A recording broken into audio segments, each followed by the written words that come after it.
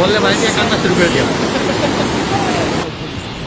তারপরে বিজু যে মোবাইলটা কিন্তু আমার সেই পছন্দ মোবাইল।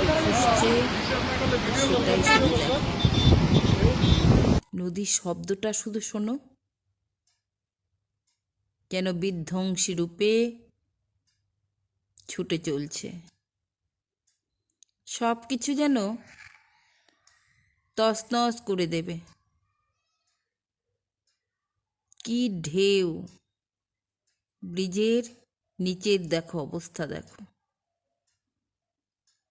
শো শো আওয়াজ। আমি আওয়াজটাকে এই কারণেই বন্ধ করিনি, এই আওয়াজটাই অনেক কথা যেন বলে যায়। চারদিকে লোকজন দাঁড়িয়ে দাঁড়িয়ে দেখছে, ব্রিজের উপর দাঁড়িয়ে দাঁড়িয়ে দেখছে সব। নদী যেন চলার পথে অনেক কথাই বলে যাচ্ছে, অনেক কিছু ভাসিয়ে নিয়ে যাচ্ছে।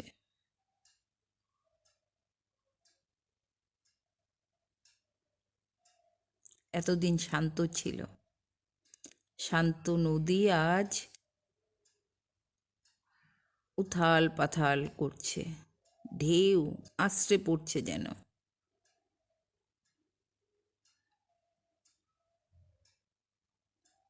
উত্তরবঙ্গের তোর্ষা নদী দেখাচ্ছি। নদীর পাড়ে দাঁড়িয়ে অনুভব করছি এ নদী কখন শান্ত হবে।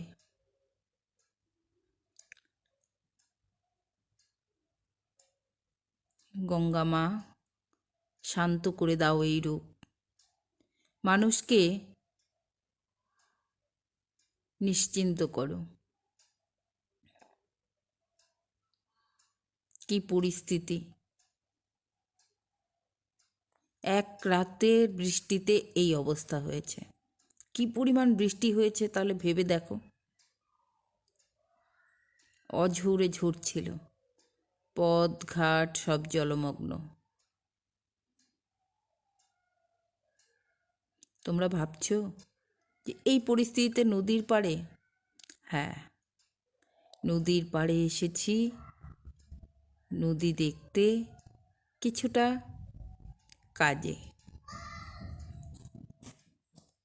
কেমন লাগলো উত্তরবঙ্গের তোর্ষা নদী?